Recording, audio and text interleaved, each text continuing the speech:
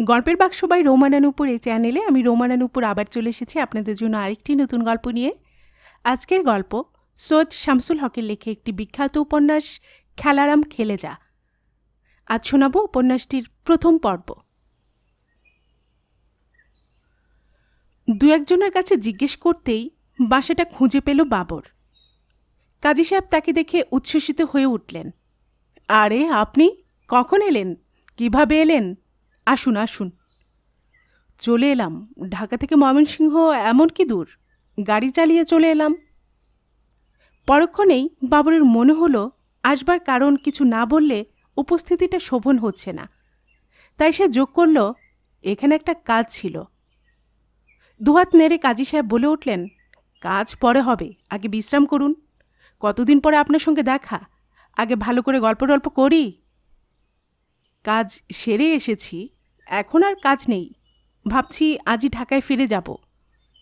যেতে দিলে তো কাল যাবেন? কাল? হ্যাঁ কাল। অসুবিধে কি? না, অসুবিধে কিছু নেই।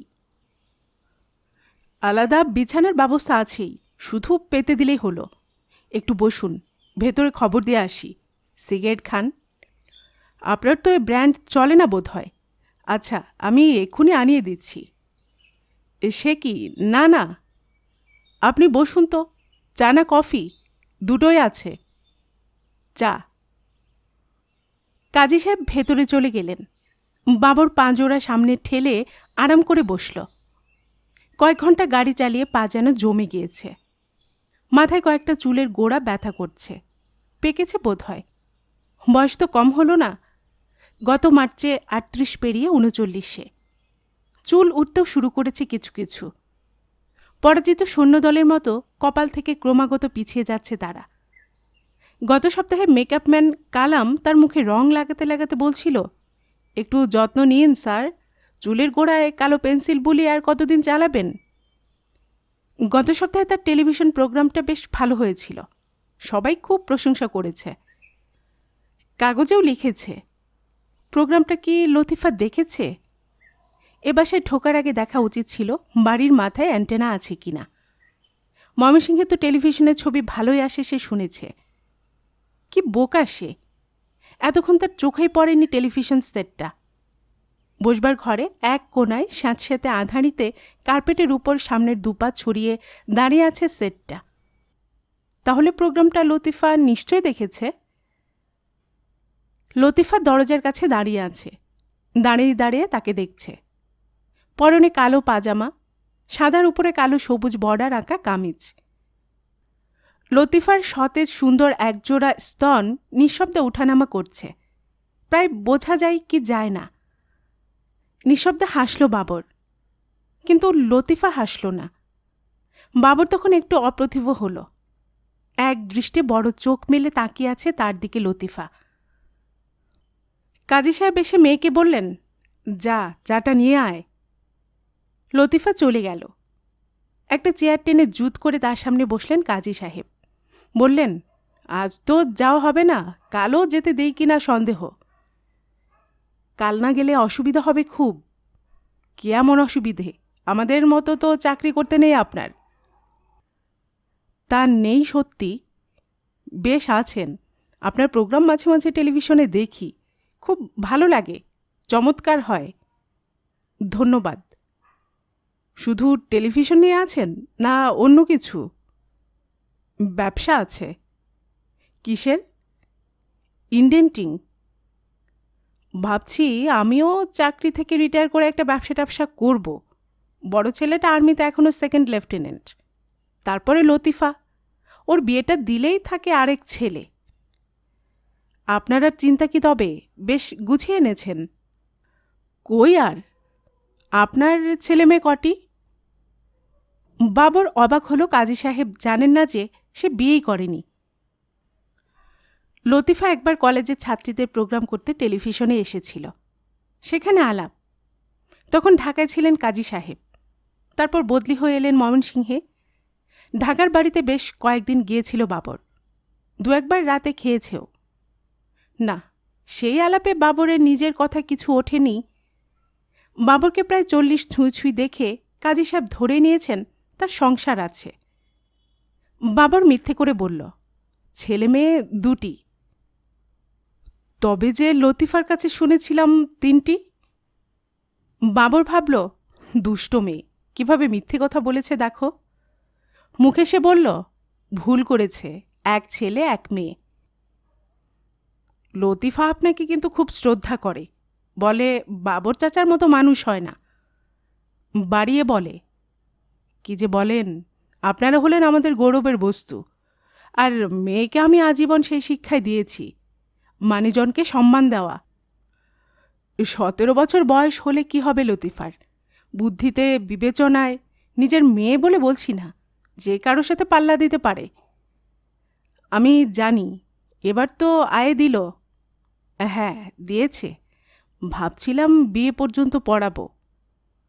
তা কি হলো? একটা বিয়ের সম্বন্ধ এসে গেল। বিয়ে দিচ্ছেন লতিফার? অবাক হয়ে গেল বাবর। এজন্য কি তাকে কোনো খবর না দিয়ে ঢাকা থেকে চলে এসেছে লতিফা? ওভাবে তার হঠাৎ অন্তর্ধানের কোনো কারণ খুঁজে না পেয়েই বাবরের এত দূর আসা। আসার ঝুঁকিটাও কম ছিল না। যদি কাজী সাহেব সদয় ব্যবহার না করেন, যদি তিনি কিছু সন্দেহ করে বসেন, কিংবা লতিফাই যদি কঠিন হয়। লতিফা চা নিয়ে এলো, চায়ের সঙ্গে নানা রঙের পাঁপড় ভাজা। ভালো আছেন বাবর চাচা? তার অপূর্ব সেই উজ্জ্বল মুখখানা সৃষ্টি করে লতিফা বলল, বলে মাথা কাঁধ করে চা বানাতে লেগে গেল। কোনো কিছুতে মনোযোগ দিলেই লতিফার মাথাটা কাঁধ হয়ে আসে। ভঙ্গিটা বাবরের ভারী চেনা। হ্যাঁ, ভালো আছি। তুমি তুমি কেমন? ভালো। চায়ে কতটা চিনি? এই ছলনাটুকু ভালো লাগলো বাবরের। লতিফা জানে বাবর চায়ে কতটা চিনি খায়। 1 চামচ, ব্যাস, ওতেই হবে। বাবা, তোমাকে কতটা চিনি? বাড়িতে তো থাকিস না, জানিসও না, চায়ে আমি চিনি খাই না। ও, মনে ছিল না। কাজী সাহেব প্রীত মুখে চায়ের পেয়ালায় চুমুক দিয়ে বললেন, জানেন বাবু সাহেব, আমার এই মেয়েটাকে আমি কত ভালোবাসি। যেন তোমার আরও 2-5টা মেয়ে আছে। ঠোঁট গোল করে লতিফা বলল। বাবর জিজ্ঞেস করল, তুমি চা খাচ্ছ না? না, এইমাত্র খেয়ে উঠেছি। বিকেল 4টে ভাত খেয়েছ? আর বলবেন না, মেয়েটা যদি কোনো কথা শোনে, শুধু অনিয়ম করবে। এই তো সারা দুপুর বাথরুমে বসে বসে পানি ঢেলেছে। বলেছে তোমাকে? তা নয়তো কি। আচ্ছা, আপনি বলুন বাবর চাচা, চুল ঘষতে, শ্যাম্পু করতে সময় লাগে না? বাবা কিচ্ছু বোঝে না। কিন্তু ঠান্ডা লাগতে পারে, ঠান্ডা লেগে জ্বর হতে পারে। জ্বর আমার হয় না। সে কি? জিজ্ঞেস করে দেখুন না বাবাকে, কবে আমার জ্বর হয়েছে। কেন, 66 সালে দেশে গিয়ে 1 ঝুড়ি কাঁচা আম খেয়ে যে জ্বর বাঁধালি, সেটা বুঝি জ্বর না?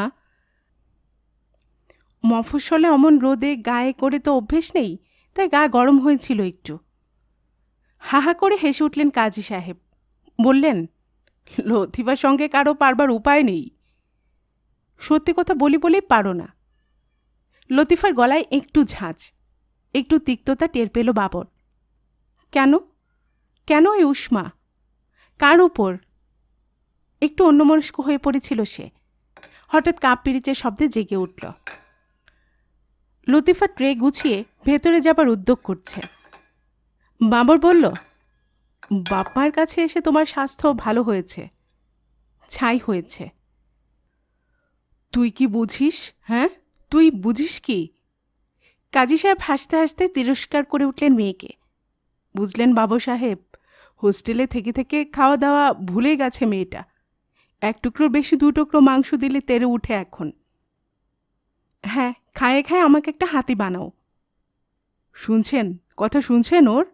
রাত দিন এই বলবে আর না খেয়ে থাকবে। আচ্ছা বলুন তো, কে এমন মোটা ও? মোটেই না। আপনাদের ও দুটো চোখ না বোতাম? বলে লতিফা হাসতে হাসতে ট্রে নিয়ে চলে গেল।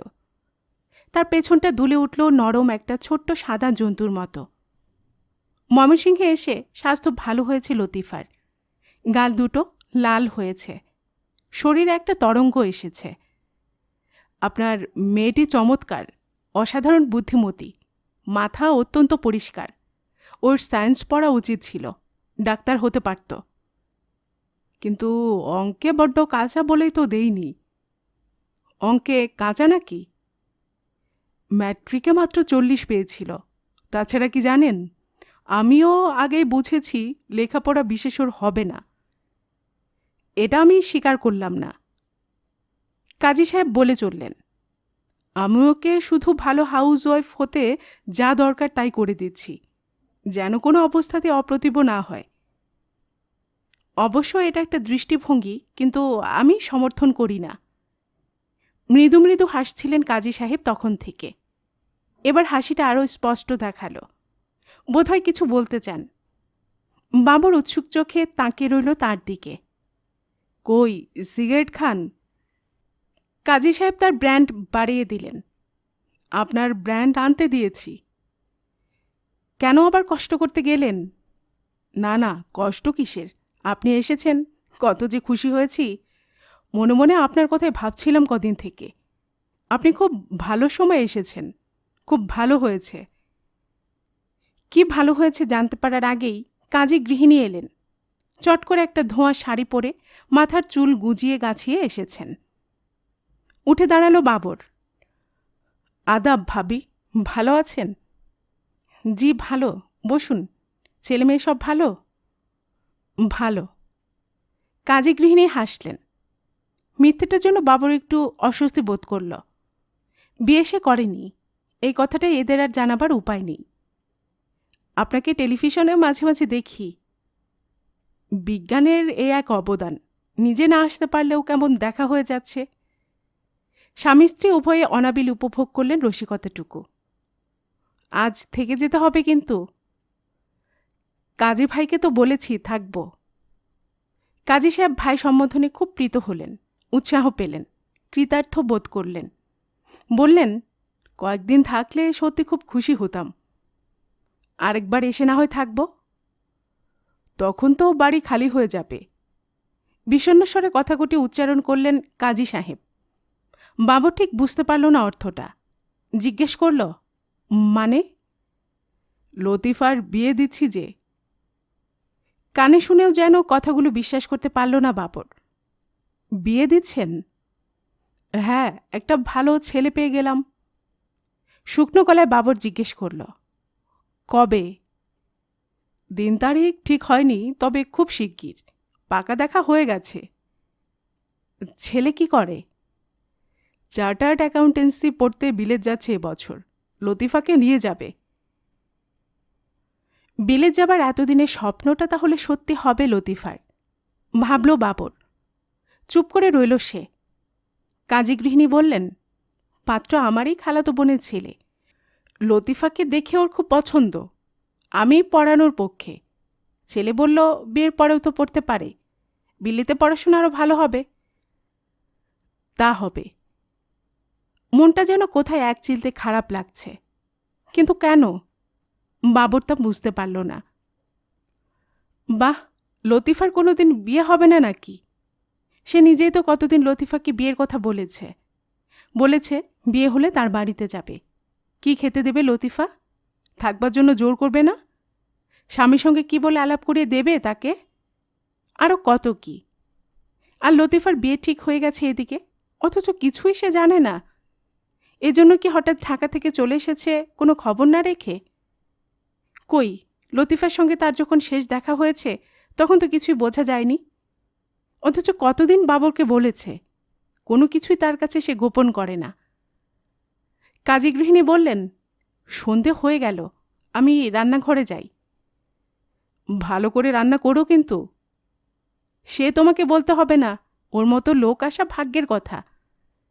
কি যে বলেন! সলজ্জ শোভন হবার চেষ্টা করল বাবর। কি এমন মানুষ আমি! বাপরে বাপ, টেলিভিশনে এত সুন্দর প্রোগ্রাম করেন, আপনার ধাঁধার আসরগুলো এত মজার হয়। লোকজনকে যখন বলি উনি আমাদের চেনা, তারা বিশ্বাসই করে না, মনে করে আমরা গল্প করছি। গৃহিণীর সঙ্গে যোগ করলেন কাজী সাহেব। ভালো কথা, উনি তো শিল্পী মানুষ। কাজী গৃহিণী স্বামীকে বললেন, লতিফার গয়না ডিজাইনগুলো ওকে দেখাও না। বাবরকে বললেন, আপনি দু একটা পছন্দ করে দিন, কেমন? আমি ডিজাইনের বইটা পাঠিয়ে দিচ্ছি। কবিতা লেখে না, গল্প লিখে না, অভিনয় করে না, ছবি আঁকে না, গান গায় না। টেলিভিশনে শুধু ধাঁধার আসর পরিচালনা করে বাবর। আর এরা কিনা তাকে শিল্পী বলছে। মনে মনে হাসল বাবর। নিজের সম্বন্ধে অহেতুক উচ্চ ধারণা কোনো সময়ে তার ছিল না। তবু কেমন যেন খুশি হলো শিল্পী বিশেষণটা শুনে। হ্যাঁ, পাঠিয়ে দাও। না, ঠিক আছে, আমি নিজেই নিয়ে আসছি। গৃহিণীর সাথে সাথে কাজী সাহেবও ভেতরে চলে গেলেন। ভেতরে একা একা লতিফা কি করছে? কেন সে আসছে না? বাবরের কপাল কুঞ্চিত হল। লতিফা কি তাকে এড়িয়ে যাচ্ছে? অসুখী হয়েছে সে আশাতে? হয়তো সেজন্যই কথায় অত ঝাঁঝ ছিল তার। বাবার উপরেও নিশ্চয় খুব চটে যাচ্ছিল তার অমন সহৃদয়তা দেখে। লতিফার সঙ্গে দেখা হলে ভালো হতো। বাবর তাকে জিজ্ঞেস করত, এভাবে ঢাকা থেকে হঠাৎ তার গা ঢাকা দেবার অর্থটা কি? সে কেন সেদিন কথা দিয়েও আসেনি? বাবর তার জন্য সারা দিন বসবার ঘরের পর্দা টেনে টেপ রেকর্ডার ছেড়ে দিয়ে অপেক্ষা করেছিল। অপেক্ষাটা এখনও বড় অসহ্য মনে হচ্ছে। সামান্য ক্ষণের জন্য দেখা দিয়ে লতিফা গেল কোথায়? কাজী সাহেবকে জিজ্ঞেস করবে বা ডেকে দিতে বলবে, কেমন সংকোচ হল। এমনিতে এভাবে এসে পড়ে অবধি অপরাধবোধটা যাচ্ছে না, পাছে ওরা কেউ টের পেয়ে যায়। ময়মনসিংহে আদতেই তার কোনো কাজ ছিল না, এক লতিফার খোঁজ নেওয়া ছাড়া। গনের একটা ছোট্ট বই আর চশমা নিয়ে কাজী সাহেব ঘরে এলেন। বসলেন চেয়ার টেনে ঘন হয়ে, মেলে ধরলেন বই। আপনি চশমা ব্যবহার করেন নাকি? সলজ্জ হেসে কাজী সাহেব উত্তর করলেন, ওই পড়ার সময়, বয়স তো কম হলো না। কত আর হবে? এই নভেম্বরে 44 পড়বে। বেশ অল্প বয়সে তাহলে বিয়ে করেছিলেন? অল্প আর কোথায়, আমার তখন 22 কি 23। বড় খোকা এখন 20-তে। ছেলেবেলায় বাবা মারা গিয়েছিলেন তো, তাই ঝটপট সংসারী হতে হয়েছিল। আমার চেয়ে মাত্র 4.5 বছরের বড়। ভাবল বাবর, তার মেয়ের বিয়ে দিচ্ছেন, দুদিন বাদে নানা হবেন, আর সে এখনো বিয়েই করল না। সময় হলো না সংসারী হবার। বিলেতে একবার সম্ভাবনা দেখা দিয়েছিল, বছরখানেক জয়শ্রীর সঙ্গে বাস করেছে। মাখনের মতো রং সেই তার নগ্ন শরীরটা এখনো চোখে ভাসে বাবরের। বিছানায় চমৎকার সাড়া দিত মেয়েটা। বিয়ের জন্য শেষ দিকে বড্ড ঝুল ধরেছিল। তাকে কোনো ক্রমে সোভানের ঘাড়ে এবং ঘরে চাপিয়ে দিয়ে কেটে পড়েছিল সে। বিয়ের কথা কিছুতেই ভাবতে পারত না, কল্পনা করতে পারত না নিজেকে স্বামী হিসেবে। মানুষ কি করে সংসার করে? বাবা হয়, শ্বশুর হয়, নানা দাদা হয়, কে জানে। প্রথমে গলার হার দেখুন, এইটাই জরুরি। এর সঙ্গে মিলিয়ে কানে আর হাতে দেখুন। ডিজাইনের চলচ্চিত্র সরে যেতে থাকে বাবরের চোখের সম্মুখে। পাতার পর পাতা উল্টে যান কাজী সাহেব। কোনটা পছন্দ? আপনারা কোনটা পছন্দ করেছেন? আগে আপনি পছন্দ করুন, তারপর বলবো। বাবর আরও খানিকক্ষণ নেড়ে চেড়ে দেখল। লতিফার চেহারাটা ঠিক মনে করতে পারছে না সে। মনে করতে পারলে কল্পনায় মিলিয়ে নেওয়া যেত কোনটা তাকে মানাবে। ছোট ছোট আয়তক্ষেত্র একটা করে আংটা দিয়ে ঝুলানো। এমনি একটা নকশা চোখে ধরল বাবরের। তাকিয়ে দেখল কাজী সাহেব উন্মুখ হয়ে আছেন চশমার ভেতর দিয়ে। বাবর বলল, এটা কেমন? এটা? হ্যাঁ, কিংবা আরও দেখতে পারি, দাঁড়ান দেখছি। আরও কয়েকটা পাতা উল্টালো বাবর। আবার প্রথম থেকে দেখল, কিন্তু কোনো নকশা চোখে ধরল না তার। তখন সে প্রথমে যেটা পছন্দ করেছিল সেটাই আবার বের করল। আমার মনে হয় এটাই ওকে মানাবে, চমৎকার, খুব আধুনিক, অথচ জমকালো নয়। বলেই বই থেকে চোখ তুলে দেখে কাজী সাহেবের পেছনে নিঃশব্দে দাঁড়িয়ে আছে লতিফা। ঠান্ডা স্থির চোখে তাকে দেখছে। বেড়ালের মতো সরু তার চোখের তারা। এক মুহূর্ত কোনো কথা বলতে পারল না বাবর। টেলিভিশনে অমন তুখর অমন সপ্রতিভ কথা বলিয়ে যার খ্যাতি, সেই বাবর একেবারে বোবা হয়ে গেল। তার চোখে শুধু অর্থহীনভাবে খেলা করতে লাগল লতিফার ভিজে ভিজে চুল, যা ঘাড়ের উপর মৃদু হাওয়ায় উঠছে, একটু লালচে, গোড়ার দিকে একটু কুঞ্চিত। ঢাকাতে এরকম খোলা চুল কখনো দেখেনি সে লতিফার। নিত্য নতুন বাঁধনে আবদ্ধ তার চুল বাবরকে প্রীত করেছে। আজকের এই খোলামেলা ছেড়ে দেওয়া চুলের রাশ লতিফাকে যেন কন্যারূপে তুলে ধরেছে। কিন্তু টেলিভিশনে আসর পরিচালনা করে বাবর খ্যাতিমান। যে কোনো অবস্থায় সপ্রতিভ হয়ে থাকাটা তার প্রতিভা। এখনও তার প্রমাণ পাওয়া গেল। মুহূর্তে সপ্রাণ হয়ে উঠে সে বলল, বাতিটা জ্বালো লতিফা, চোখে কিছু দেখতে পাচ্ছি না। হ্যাঁ, আরে তাই তো, বাতি জ্বালো মা, কখন সন্ধে হয়েছে। কাজী সাহেব ব্যস্ত গলায় বললেন। মেয়ের সামনে মেয়ের গয়নার নকশা তাকে অপ্রস্তুত করে ফেলেছে। বাবার মতো আপনিও একটা চশমা নিন না, বাতিটা জ্বালাতে জ্বালাতে লতিফা বলল। চশমাতে কি আর অন্ধকার আলো হয়? তা হয় না, তবে বয়স হলে চশমাটা মানায়। ও কি কথা? কাজী সাহেব শাসন করেন মেয়েকে। বাবর হেসে বলল, পাগল মেয়ে একটা। হঠাৎ লতিফা বাবার কাঁধে হাত রেখে বলল, বাবা, সন্ধে হয়ে গেছে, তুমি এখনো ঘরে? কি যে বুড়ো হয়েছ, যাও একটু বেরিয়ে এসো। বারে, তোর বাবর চাচা এসেছেন যে। তা তাকেও নিয়ে যাও, তাকে কি রেখে যেতে বলেছি? আর আসবার পথে একটা টমেটো কেচাপের বোতল নিয়ে এসো। আচ্ছা আচ্ছা। লতিফা বাবরের দিকে এক ঝলক তাকিয়ে ভেতরে চলে গেল। চলে গেলে কাজী সাহেব হেসে বললেন, বুঝলেন না, মেয়ের লজ্জা হয়েছে। কেন? বিয়ের গয়না পছন্দ করছি যে আপনাকে নিয়ে। তাই। বাবর যোগ করল, মেয়েদের এই লজ্জাটা স্বাভাবিক। কাজী সাহেব উত্তরে বললেন, আজকাল অবশ্য অনেক নির্লজ্জ মেয়ে দেখবেন। আমার মেয়েকে আমি সব রকম আধুনিকতা শিখিয়েছি, কিন্তু তাই বলে কোনো দিন নির্লজ্জ হবার শিক্ষা দিইনি। আপনি অনেক ভাবেন দেখছি। হ্যাঁ, ভাবি। অনেকের অনেক রকম উচ্চাশা থাকে। আমার একটিমাত্র অ্যাম্বিশন, আর তা হচ্ছে ছেলে মেয়েদের মানুষ করা। তারা শিক্ষিত হবে, আধুনিক হবে, আবার ভয় ভক্তি থাকবে, গোঁড়া হবে না। আমি নিঃসন্দেহে বলতে পারি আপনি সফল। লতিফাকে দেখে বলছেন তো? তবু বেয়ারা, মেজো কি না, তাই। দেখতেন আমার ছেলেটাকে? কি যেন নাম? ডাকি বড় খোকা বলে, ভালো নাম কাজী আসাদুল্লাহ। ওর কমান্ডিং অফিসার ভারী পছন্দ করে খোকাকে। কুমিল্লা ক্যান্টে আছে, যদি কখনো যান খোঁজ করবেন। হ্যাঁ, নিশ্চয় করব। আমি সবসময়ই ঘুরে বেড়াই, যেমন আজ এই হঠাৎ ময়মনসিংহে আসতে হলো। এসেছেন, খুব খুশি হয়েছি। কুমিল্লায় গিয়ে বলবেন ব্রিগেডিয়ার সাহেবের এডিসির কথা। আমার ছেলে এখন এডিসি। দেখলে আর আলাপ করলে বুঝতে পারবেন ছেলে মেয়েকে কোন শিক্ষায় আমি মানুষ করেছি। হ্যাঁ, আলাপ করব। বোধহয় সামনের মাসে যাব কুমিল্লায়। এটাও একটা মিথ্যে। এক মিথ্যের জন্য কত মিথ্যে যে বলতে হয়।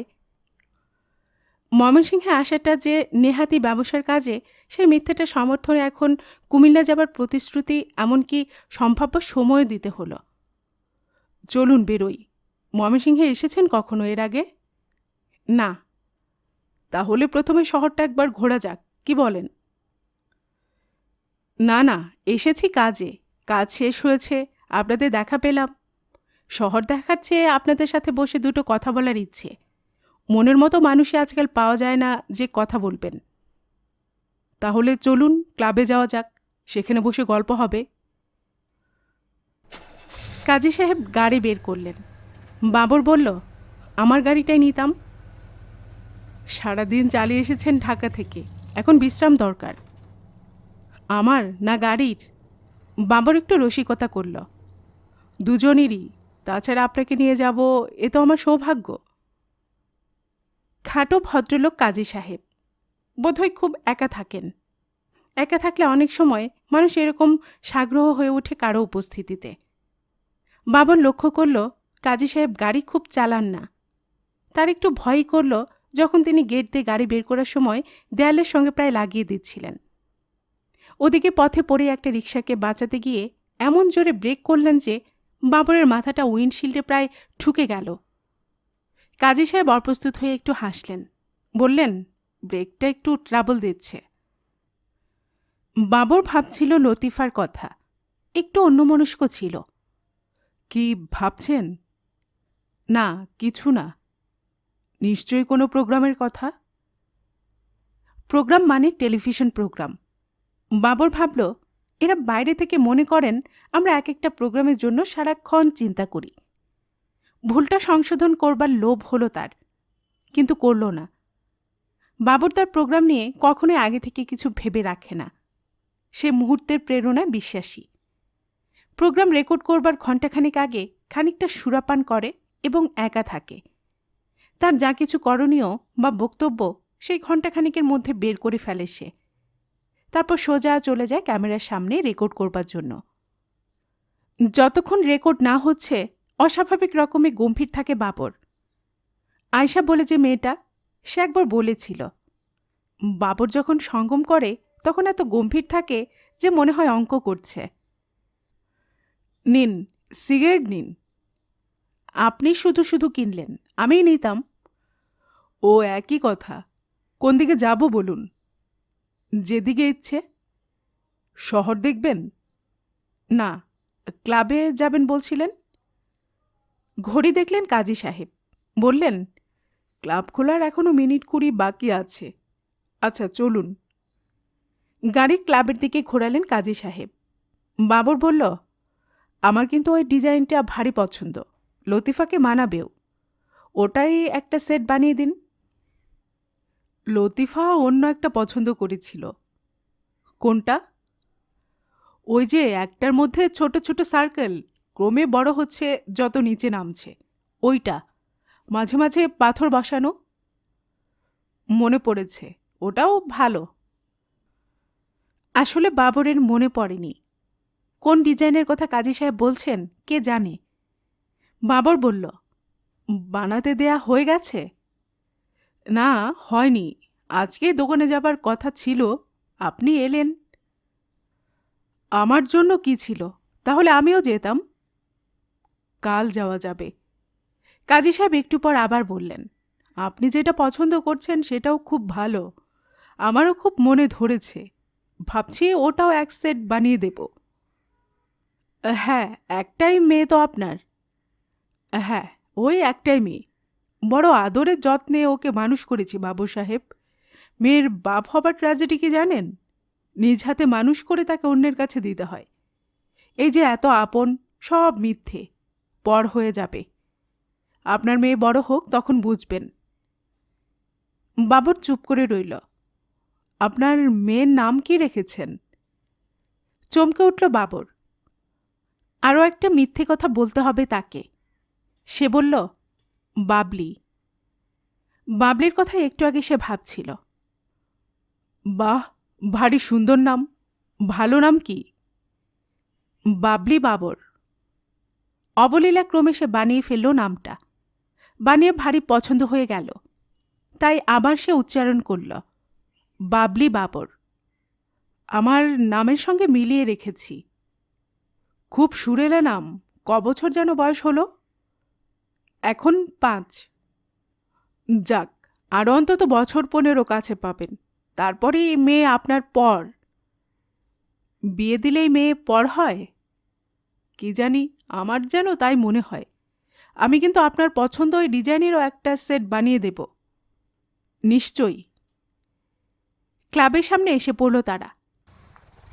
কাজী সাহেব গাড়ি একটা মন মতো করে রাখতে রাখতে বললেন, সাধারণত ক্লাবে আসি না, অনেকদিন পর আজ আসছি। তা প্রায় মাস 3 হবে। শুধু শুধু তাহলে এসে কি দরকার ছিল? শুধু শুধু কেন, আপনি আছেন যে। মনের মতো লোক না পেলে এখানে এসে দুদণ্ড বসা যায় না। ছোট শহর, বসলে পরচর্চা আর চাকরির গল্প। ভালো লাগে না সাহেব। পরচর্চার মতো সুস্বাদু আর কিছু নেই যে। খুব ভালো বলেছেন। পরচর্চা যারা করে তাদের আমি এক মুহূর্ত সহ্য করতে পারি না। ক্লাবটা ভারী সুন্দর। নিচু একতলা লম্বা দালান, সামনে পেছনে বাগান, খেলার জায়গা, বসবার কোণ? বাইরে বসবেন না ভেতরে? বাইরেই বসি। বাইরে বেশিক্ষণ বসা ঠিক হবে না। কেন? ঠান্ডা পড়তে শুরু করেছে যে, ঠান্ডা লেগে যাবে। আপনাদের বাথরুমটা কোথায়? এতক্ষণ একবারও যাবার সুযোগ হয়নি। পেটটা ফুলে রয়েছে। লতিফাদের বাসাতে লেগেছিল, কিন্তু ভদ্রতা করে বলেনি। ওই তো বাধারে, সোজা চলে যান। সুইচ ঠিক দরজার বাইরে আছে, যান। বাবর গেল। বাতি জ্বালিয়ে ভেতরে ঢুকল। আয়নায় নিজেকে দেখল খানিক। অহেতুক মাথায় পাকা চুলে সন্ধান করল সে। থাকলেও রাতে তা চোখে পড়ল না। গালের দুপাশে ডলল কয়েকবার। শেপ ঠিকই হয়েছে। ট্রাউজারের বোতাম খুলল সে। ঘণ্টার সাথে প্রস্রাব করা হয়নি। হলুদ হয়ে গেছে রং। যন্ত্রটাও বিক্ষুব্ধ হয়ে প্রায় ভীমাকার ধারণ করেছে। ভারমুক্ত হবার পর এত আরাম লাগলো যে আয়নার সামনে দাঁড়িয়ে নিজেকে সে একটা হাসি উপহার দিল। তারপর দ্রুত বেরিয়ে এলো বাইরে। এদিকে আসুন বলে একটা দরজার দিকে হাত তুলে ইশারা করলেন কাজী সাহেব। বাবর চোখ তুলে দেখল দরজার মাথায় সবুজ রঙে লেখা বার। সে কি? অভ্যেস আছে তো? তা আছে। তবে আর কি, আসুন আসুন, অনেকদিন আমি নিজেও বসি না। কি দরকার? রেখে দিন তো দরকার, আসুন। কাজী সাহেব তাকে ঠেলে নিয়ে ঘরে ঢুকলেন। এক কোণে কাউন্টার। কাউন্টারের সামনে উঁচু কয়েকটা টুল। ওদিকে কয়েকটা নিচু চেয়ার। হালকা বাতি জ্বলছে। কাজী সাহেব বললেন, বার খোলার সময় হয়নি, বেয়ারাকে ধরে এনে খোলালাম। একটু না হয় অপেক্ষাই করতাম। কি খাবেন? আপনি? আপনার পছন্দ বলুন। হুইস্কি। আমারও ওই। দাও, দুটো বড়। সোডা? না, সোডা না, পানি। আমি আবার সোডা ছাড়া পারি না। সোডায় শেষ পর্যন্ত আপনার পেটের ক্ষতি হবে। তাই নাকি? তাহলে আমি পানি দিয়েই। দুটো গেলাস সামনে রাখল বেয়ারা। ওরা টুলে পা ঝুলিয়ে কাউন্টারে ঠেস দিয়ে বসল। চিয়ার্স। চিয়ার্স। আপনাকে যেন মাঝে মাঝে পাই। ধন্যবাদ। কিছু বলুন না। বাবর নীরবতা ভঙ্গ করল। আপনি বলুন, আপনাদের কাছ থেকে দুটো ভালো মন্দ শোনা তো ভাগ্যের কথা। হঠাৎ কেমন রাগ হলো বাবরের। লোকটা নিজেকে এত হীন ভাবতে ভালোবাসে কেন? এ কোন ধরনের আনন্দ? অথচ সত্যি সত্যি আমি যদি তাকে বলি, আপনি তুচ্ছ, আপনি সাধারণ, আমার কথা শুনুন, আমার দিকে তাকিয়ে দেখুন, তাহলে বোমা বিস্ফোরণ হবে। এই অতি ভদ্র, অতি বিনয়ী লোকটাই হিংস্র ক্ষিপ্ত হয়ে উঠবে। মানুষ কেন এ অভিনয় করে? ভাবতেই চমকে উঠল বাবর। সে নিজেও কি একজন শক্তিশালী অভিনেতা নয়? না না, ও কথা থাক। ও কথা এখন ভাবতে চায় না বাবর। ভাবনাটাকে ভাসিয়ে দেবার জন্য সে ঢকঢক করে একসঙ্গে বেশ খানিকটা হুইস্কি গলায় ঢেলে দিল। আপনি যে হঠাৎ এভাবে আসবেন তা ভাবতেই পারিনি। আমিও না। ভাবছিলাম আজকের সন্ধেটা খুবই খারাপ কাটবে। দৈবের কি কাজ দেখুন, আজকের সন্ধেটা এমন হলো যে আমার অনেক দিন মনে থাকবে। আমারও। আপনাকে অনেকে তাকিয়ে দেখছে। দেখছে নাকি? দেখবে না, আপনাকে টেলিভিশনে দেখে। ওরা অবাক হয়ে গেছে। আপনি কি করে এখানে এলেন? আর বলবেন না, ঢাকাতেও এই কাণ্ড। কোনোখানে যেতে পারি না, বসতে পারি না, একটু একা থাকতে পারি না। লোকে চিনে ফেলে। লতিফার কাছে শুনেছি ঢাকায় খুব পপুলারিটি আপনার। ও তো আপনার প্রশংসায় পঞ্চমুখ।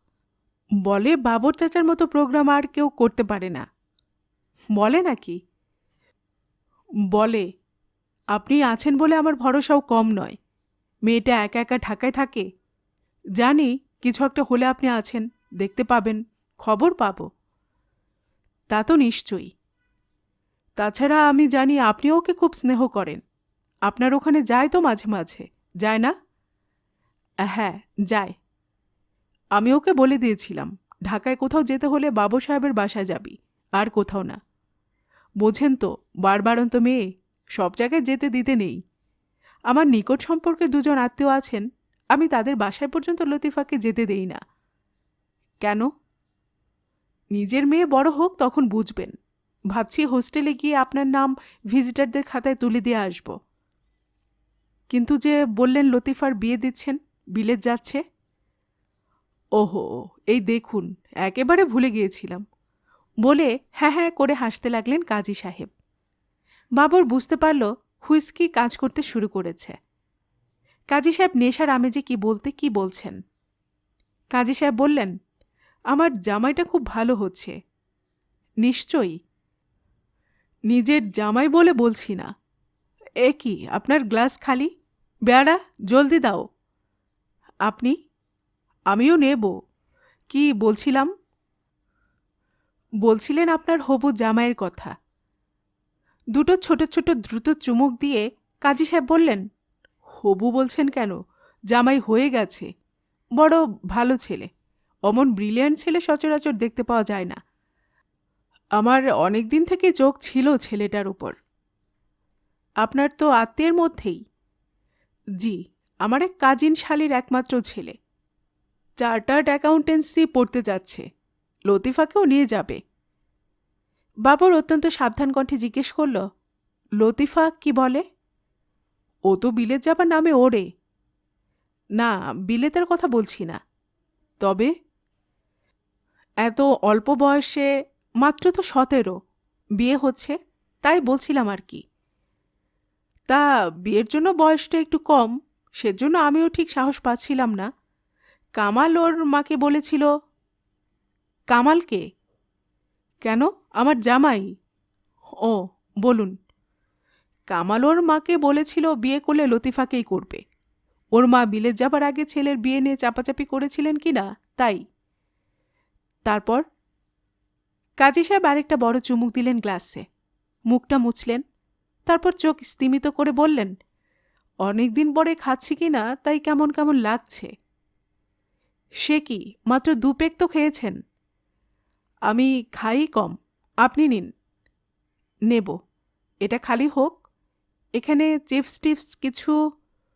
বেয়ারা, চিপস। সে বলল, চিপসের তো ব্যবস্থা নেই। যেখান থেকে পারো ব্যবস্থা করো। প্রায় হুঙ্কার দিয়ে উঠলেন কাজী সাহেব। তার এই মূর্তি বাবর দেখেনি। উনি যে কাউকে ধমক দিতে পারেন সেটা একেবারে অচিন্তনীয়। অপ্রস্তুত হয়ে গেল বাবর। বলল, থাক না, আমি এমনি বলেছিলাম। না, থাকবে কেন? ড্রিঙ্কসের সঙ্গে চিপস নেই, সেক্রেটারির কাছে কমপ্লেন করব। আবার কেমন বেয়াদব, মুখের উপর কথা বলে। তুমকো হাম দেখ লেগা। আরে, করছেন কি? এই, তোমারা বাড়ি কাহা? কাজী সাহেব ধমক দিয়ে উঠলেন আবার। জি, রাজশাহী। রাজশাহী? রাজশাহী কাহা? চাপাই নবাবগঞ্জ হুজুর।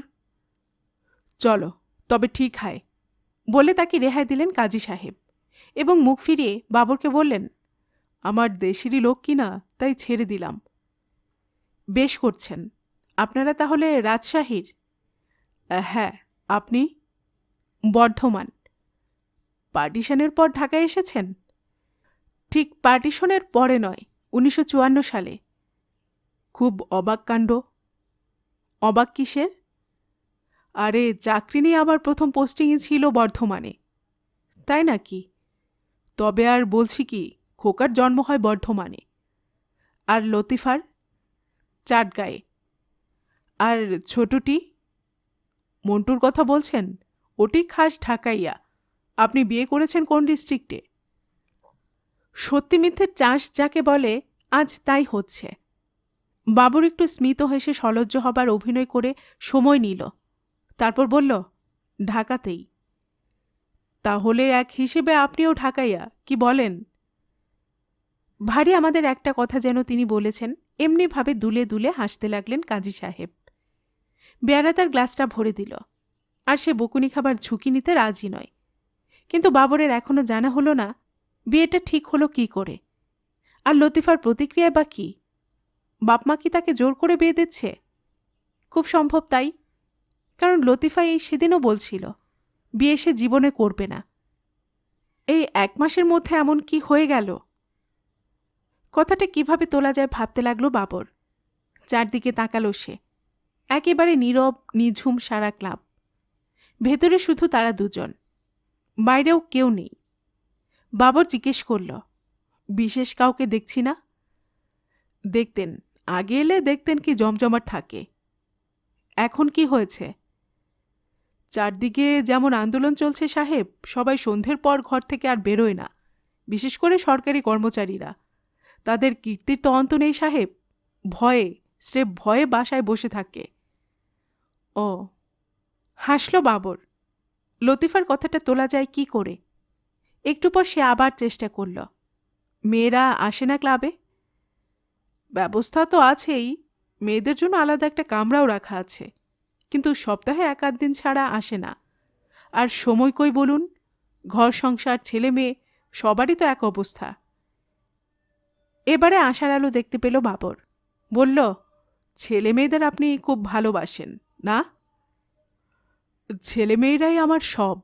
লতিফাকে তো চেনেন, ওকে দেখলে বুঝতে পারবেন কি আদরে ওদের বড় করেছে আমি। বেশ কিছুক্ষণ চুপ করে রইলেন কাজী সাহেব। তারপর গ্লাসের দিকে চোখ রেখেই তন্ময় কণ্ঠে বললেন, বিয়ে দিলেই মেয়ে পর হয়ে যায়, তবু বিয়ে দিচ্ছি। ভাবতে এখনই আমার খারাপ লাগছে।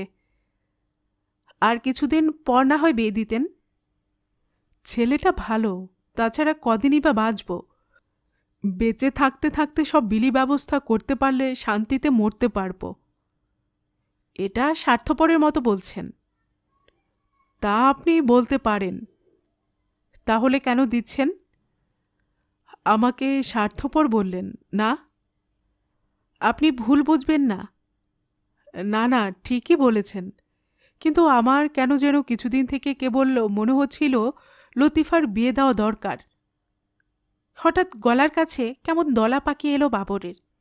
অত্যন্ত সন্তর্পণে জিজ্ঞেস করল সে, কেন এরকম মনে হচ্ছিল? জানি না, ঠিক আপনাকে বুঝিয়ে বলতে পারবো না। গত ছুটিতে দিন কয়েকের জন্য বাড়িতে এসেছিল লতিফা। বাবরের মনে পড়ল সে তাকে গাড়িতে করে স্টেশনে দিয়ে গিয়েছিল। শখ করে লতিফা সেদিন একটা শাড়ি পরেছিল গাঢ় নীল রঙের।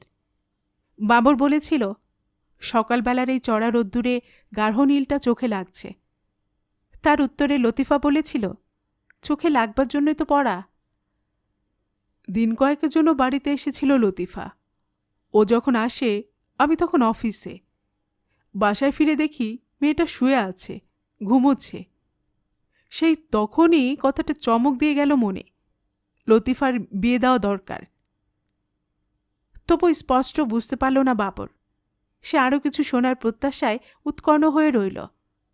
তার মাথাতেও সুরার ক্রিয়া শুরু হয়ে গেছে। কিন্তু কাজী সাহেব অনেকক্ষণ আর কিছু বললেন না বলে বাবরই সরব হল। তখনই বিয়ের ব্যবস্থা করে ফেললেন বুঝি? সুস্থ অবস্থায় থাকলে এরকম একটা হাস্যকর কথা না বক্তা বলতে পারত, না শ্রোতা শুনতে পারত গাম্ভীর্য না হারিয়ে। কাজী সাহেব উক্তিটা বিবেচনা করে উত্তর দিলেন, না, ঠিক তখনই ব্যবস্থা করা যায়নি, তবে ওর মাকে সঙ্গে সঙ্গে বলেছিলাম। ভাবি কি বললেন? তিনি বললেন মেয়ের বয়স কম। আমি বললাম, রাখো বয়স, আগের দিনে 17 বছরে 4 ছেলের মা হতো। আমার মা 15 বছরে আমাকে পেয়েছিলেন। আপনার মা? সুরাপানে বাবর অভ্যস্ত, তাই সে অবিরাম এতক্ষণ পান করার পরও কোনো ক্রমে বুঝতে পারল কাজী সাহেবের বেশ নেশা হয়েছে। শেষ প্রশ্নটা তার প্রমাণ। আপনার মায়ের কত বছরে আপনি হয়েছিলেন বলুন তো? কাজী সাহেব এবারে বিশদভাবে প্রশ্নটা করলেন। আমার মনে নেই। আপনার মনে থাকবে কি করে? আরে, আপনার তো তখন জন্মই হয়নি। বাবর হঠাৎ অপ্রাসঙ্গিকভাবে বলল নয়, বলে টের পেল সে বলে ফেলেছে, লতিফাকে আমি পছন্দ করি। লতিফাও বলে বাবর চাচা আমাকে খুব স্নেহ করে। বলেছে আপনাকে? কতবার বলেছে? বিশ্বাস না হলে বাসায় ফিরে আপনার সামনে জিজ্ঞেস করব, নিজ কানে শুনে যাবেন। আপনার মেয়ের মতো মেয়ে আমার চোখে পড়েনি, জানেন কাজী ভাই। দোয়া করবেন। তা সবসময়ই করি।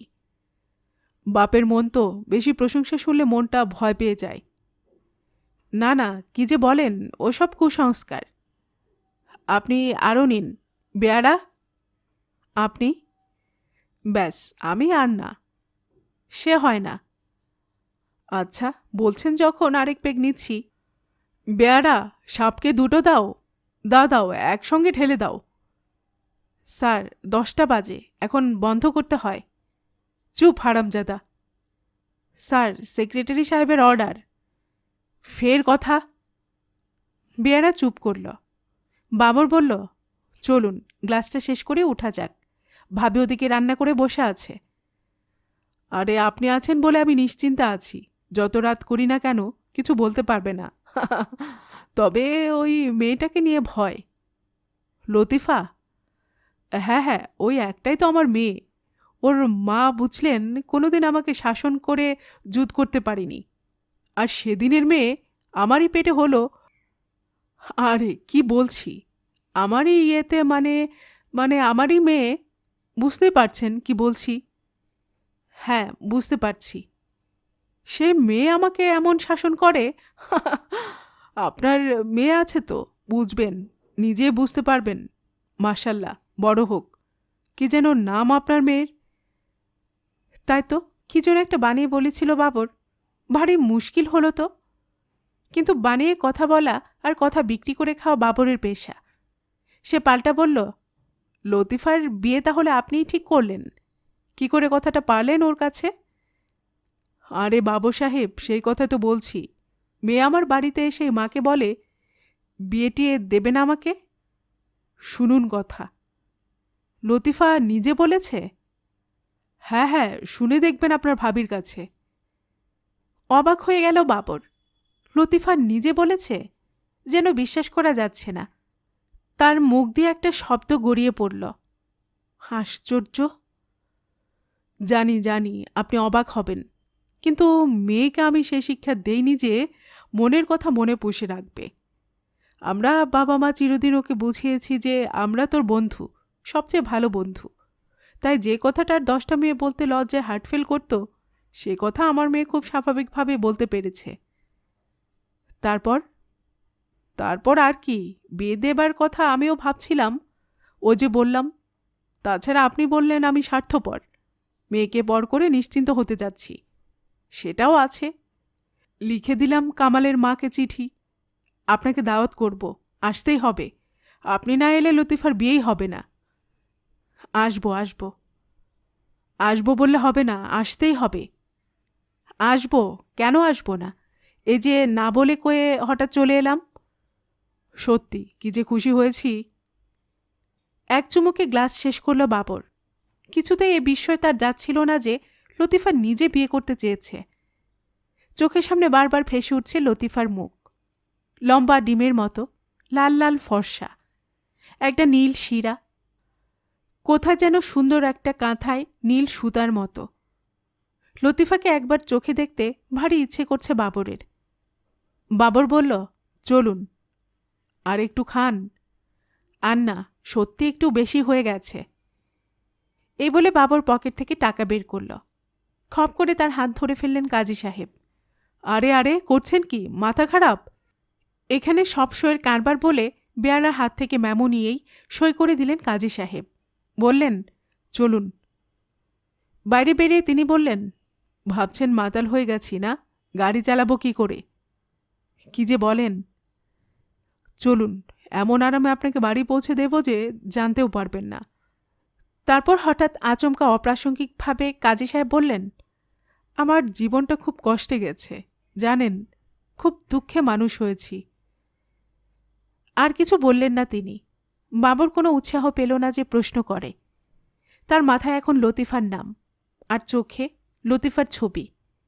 লতিফা নিজে বিয়ের কথা বলেছে। আশ্চর্য। প্রচণ্ড একটা ঝাঁকুনি দিয়ে গাড়ি স্টার্ট নিল। এক্সেলেটারে হঠাৎ বেশি চাপ পড়ে গিয়েছিল বোধহয়। বাবর সেই কথা তুলে তাকে আর লজ্জা দিল না। পরে হঠাৎ বাবরের মনে পড়ল তার মেয়ের নাম সে বলেছিল বাবলি বাবর। নিজের কাছে খুব মিষ্টি লাগছে নামটা। বাবলির সাথে নিজের নাম যোগ করার ফলে সুন্দর একটা সঙ্গীতের জন্ম হয়েছে যেন, বাবলি বাবর। ঢাকায় ফিরে বাবলির সঙ্গে দেখা করতে হবে। অনেকদিন দেখা হয় না। নাকি সেও এর মধ্যে লতিফার মতো না করে ঢাকা ছেড়ে চলে গেছে। আজকাল এইসব তরুণী মেয়েদের ভালো বুঝতে পারে না সে। বয়সের দুযুগ ব্যবধান, 20 বছর। 20 বছর আগে কলকাতায় ছিল। সে আরেক জীবন, আরেক জগৎ। এর আগে এতটা কোনোদিন ভাবেনি বাবর। লতিফার হঠাৎ চলে আসা তাকে রীতিমতো ভাবিয়ে তুলেছে। কেমন একটা কষ্ট হচ্ছে কোথায়। না, ও কিছু না। সে ভাবল, আমি আজ খানিকটা বেশি সুরাপান করে ফেলেছি। অতিরিক্ত সুরাপান করলে কখনো কখনো এরকম রিক্ত পরাজিত মনে হয় নিজেকে। ভাবনাটাকে পাশ কাটাবার জন্য কাজী সাহেবের দিকে মনোযোগ ফেরালো বাবর। দেখল, মিটমিট করে হাসছেন তিনি। চোখ পথের উপর স্থির নিবদ্ধ। হাসছেন যে? এমনি, আজ সন্ধেটা বেশ কাটল। চমৎকার। আপনাকে খুব ভালো লাগে আমার। ঢাকায় আসুন না ছুটি নিয়ে, জমিয়ে গল্প করা যাবে কয়েকদিন। আসব, এলে আপনাকেই প্রথম ফোন করব। আপনি তখন আমার মেয়ের নাম জিজ্ঞেস করছিলেন না? হ্যাঁ হ্যাঁ, কি যেন নাম? বাবলি বাবর। বাসার কাছে এসে গেল তারা। সদর ফটক বন্ধ। বাবর বলল, দাঁড়ান, আমি নেমে খুলে দিচ্ছি। হাত ঘড়ি আলোর দিকে ধরে কাজী সাহেব শীষ দিয়ে উঠলেন। 11টা বাজে। আমার আবার ভোরে অফিস কিনা, তাই 10টার মধ্যে শুয়ে পড়ার অভ্যেস। সন্তর্পণে ফটকের ভিতর দিয়ে গাড়ি ঠুকিয়ে গ্যারেজে রাখলেন কাজী সাহেব। বাবর সেখানে দাঁড়িয়েছিল। কাজী সাহেব কাছে এলে বারান্দার দিকে এগুলো তারা। উঠার সিঁড়িতে পা দিতেই নিশ্চল হয়ে গেল বাবর। লতিফা দরজা ধরে দাঁড়িয়ে আছে। ঢিলে ঢালা জামা পাজামা পরনে, আধা স্বচ্ছ নীল রং, চোখে ঘুমের ভাব। রোয়া ফোলানো আদুরে বেড়ালের মতো দেখাচ্ছে মুখটা, দৃষ্টিতে ভ্রুকুটি। বাবর নিঃশব্দে একটু হাসল। তার কোনো জবাব দিল না লতিফা। তখন সে বলল, এই যে জেগে আছো? কাজী সাহেব বললেন, তোর মা কোথায়? সে কথার কোনো উত্তর না দিয়ে একরোখা গলায় জিজ্ঞেস করল, তোমরা গিয়েছিলে কোথায়? বাবর সাহেবকে শহর দেখিয়ে আনলাম। অনেক দূর পর্যন্ত গিয়েছিলাম, তাই না বাবর সাহেব? জি। দরজা ছেড়ে দিল লতিফা। ওরা ভেতরে ঢুকল। সারা বাড়ি নিস্তব্ধ। এখানে একটা বড় শেড দেয়া বাতি জ্বলছে মৃদু আলো ছড়িয়ে। ওই কোণে চৌকি পাতা হয়েছে, তাতে কালো সাদা নকশা করা বেড কভার। বাবরের ভাবতে ভালো লাগলো বিছানাটা লতিফা নিজ হাতে করেছে। সেদিকে তাকে এসে বলল, অনেক কষ্ট দিলাম তোমাকে। বিছানা আমি করিনি, মা করেছেন। বলে লতিফা বাবাকে বলল, খাওয়া হয়েছে তোমাদের? না। বলে একটা সোফার উপর ধপ করে বসে কাজী সাহেব জুতো খুলতে লাগলেন। কেমন একটা অস্বস্তিকর নিস্তব্ধতা সরসর করে যেন হেঁটে বেড়াচ্ছে।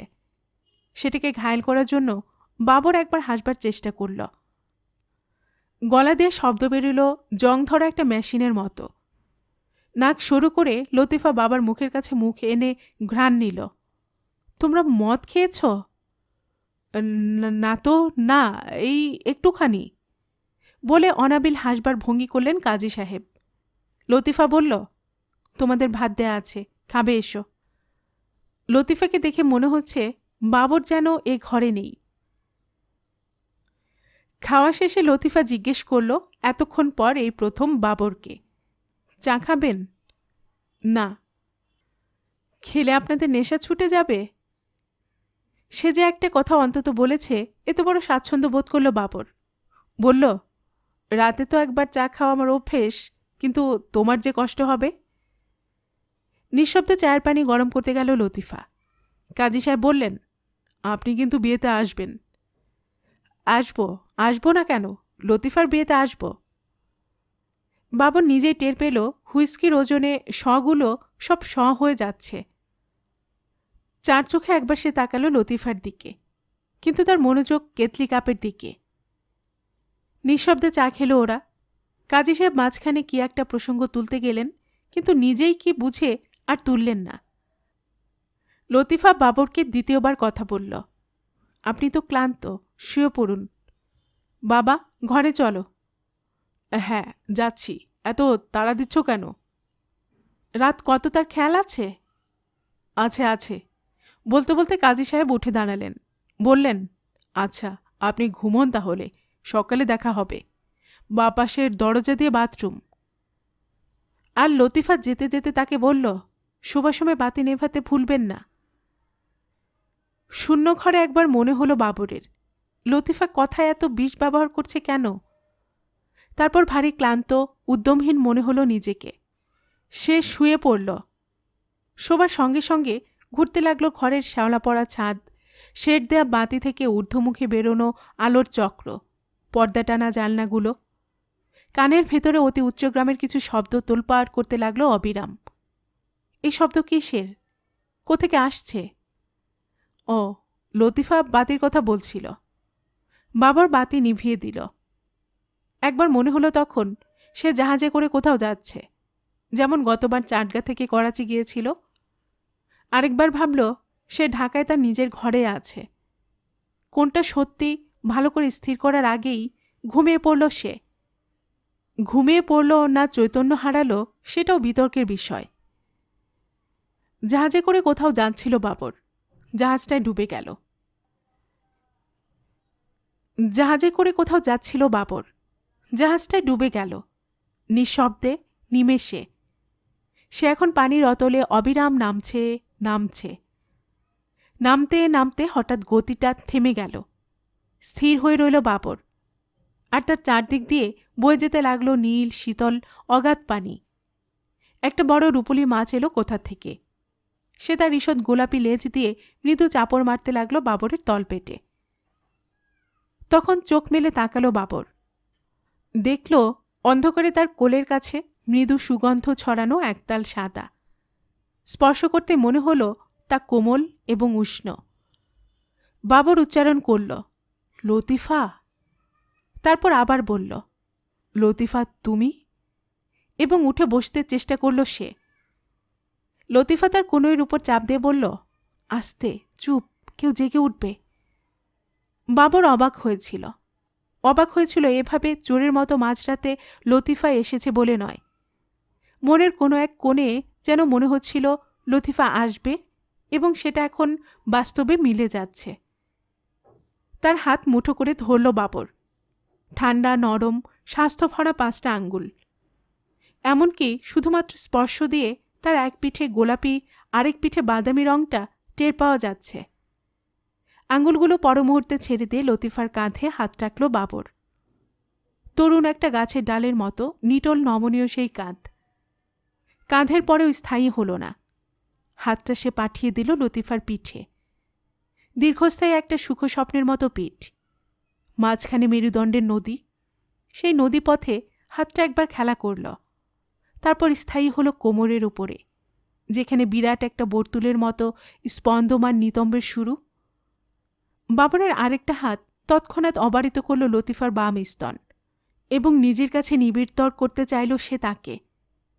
ধাক্কা দিয়ে লতিফা তাকে সরিয়ে দিল, যেন এতক্ষণ বাবর একটা সুদৃশ্য চকচকে বৈদ্যুতিক যন্ত্র লাগাচ্ছিল, এখন সুইচ টিপতেই শক দিয়েছে। কি হলো? খসখসে গলায় প্রশ্ন করল বাবর, এবং উঠে বসে লতিফাকে চুমু দেবার জন্য গলা জড়িয়ে ধরল তার। লতিফা মুখ সরিয়ে নিতেই একটা শ্যাম্পু করা সুগন্ধ জড়ানো অশান্ত চুল ছেলেবেলার ঝড়ের মতো ঝাঁপিয়ে পড়ে আচ্ছন্ন করে দিল বাবরের সারা চেহারা। অবাক হয়ে গেল সে। লতিফা তো কোনোদিন এমন করে না। লতিফা পরক্ষণে মুখ ফিরিয়ে হিসহিস করে বলল, কেন তুমি এসেছ?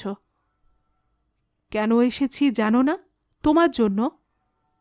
মিথ্যেবাদী। শোনো লতিফা, বলে বাবর আবার তাকে চুমু দিতে চেষ্টা করল। না, শুনব না। কেন তুমি এসেছ?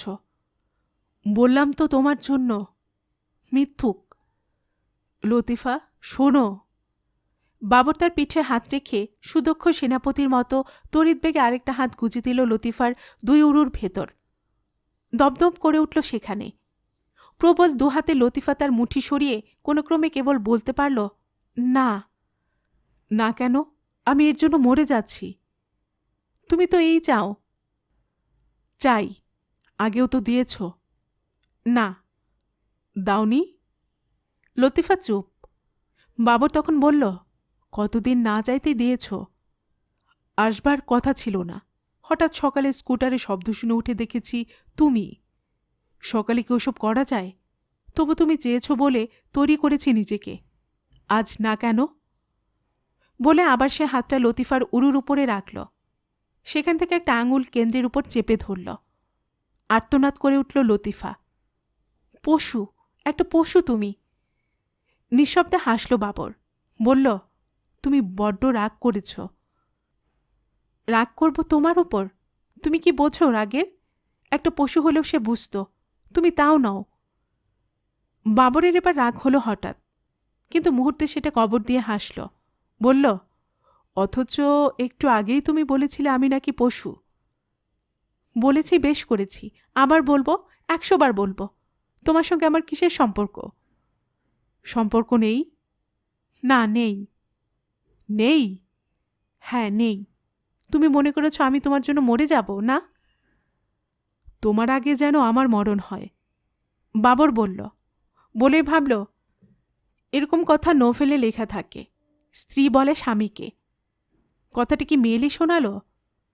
সন্দেহে কিছুক্ষণ অন্যমনস্ক হয়ে রইল বাবর। পরে বলল, বলো, আর কি বলবে? তোমাকে কিছু বলতে চাই না। তুমি এত বড় ভণ্ড। পশু থেকে ভণ্ড? প্রমোশন দিলে না ডিমোশন করলে? বলতে বলতে সন্ধানী তর্জনীটাকে আরও খানিকটা এগিয়ে দিল বাবর। লতিফা বাধা দিল না, কিংবা বাধা দেবার কথা মনে হল না তার। তখন আরেকটা হাত বাবর রাখল লতিফার নিতম্ব বেষ্টন করে।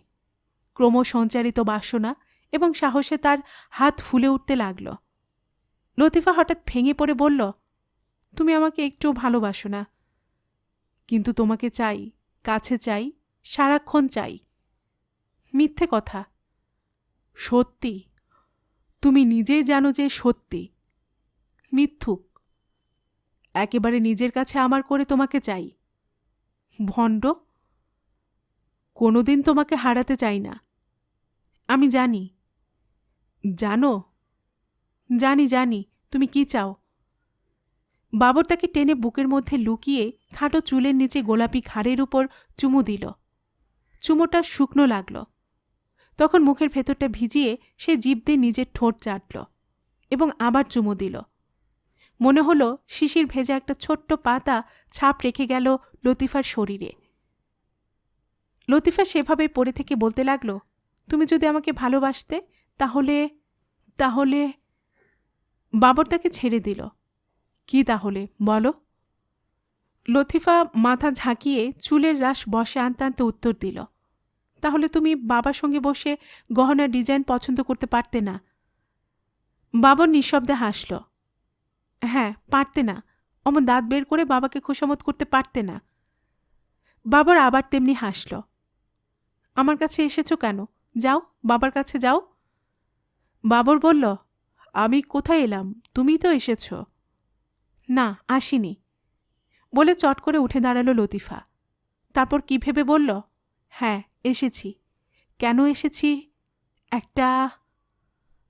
বলতে বলতে হাঁপাতে হাঁপাতে লতিফা বাবরের গালে তীব্র একটা চড় বসিয়ে দিল। লাফ দিয়ে তাকে জড়িয়ে ধরে বাবর চাপা গলায় চিৎকার করে উঠল, লতিফা, লতিফা, তোমার মাথা খারাপ হয়ে গেছে। তার মনে হলো লতিফাকে সে খুন করে ফেলে। দু হাতে গলা টিপে তার শেষ নিঃশ্বাস নিংড়ে বের করে দেয়।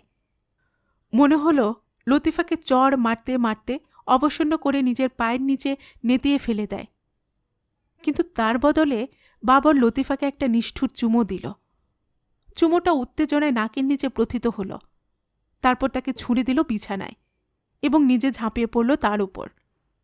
এক হাতে পাজামার ইলাস্টিক ব্যান্ড আলগা করে টেনে নামিয়ে আনল হাঁটু পর্যন্ত এবং একই সঙ্গে নিজের পাজামার সম্মুখের পথ ছিঁড়ে প্রসারিত করে বিদ্যুৎ বেগে প্রচণ্ড একটা চাপ দিল।